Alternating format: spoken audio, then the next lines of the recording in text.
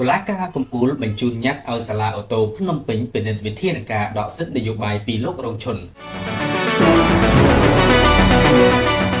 តុលាការកំពូលថានឹងបញ្ជូនញត្តិរបស់អង្គភាពចំនួន50ដែលសូមឲ្យតុលាការដកសិទ្ធិនយោបាយពីលោករងឈុនទៅសាលាអូតូភ្នំពេញមានវិធានការបញ្ជូននេះដោយថាសំណុំរឿងដែលជាកម្មវត្ថុនៃការស្នើសុំកំពុងស្ថិតក្នុងអូតូភ្នំពេញក្នុងសេចក្តីប្រកាសព័ត៌មានចុះថ្ងៃទី26ខែឧសភាឆ្នាំ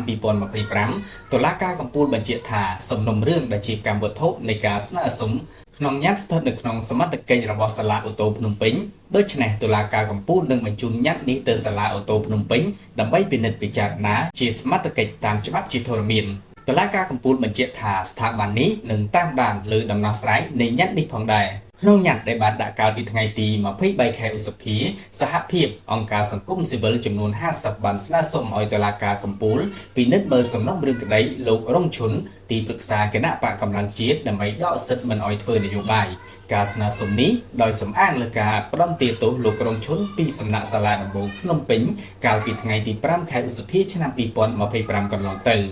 គួរឲ្យដឹងដែរថាក្នុងសាលក្រមកាលពីថ្ងៃទី5ខែឧសភាឆ្នាំ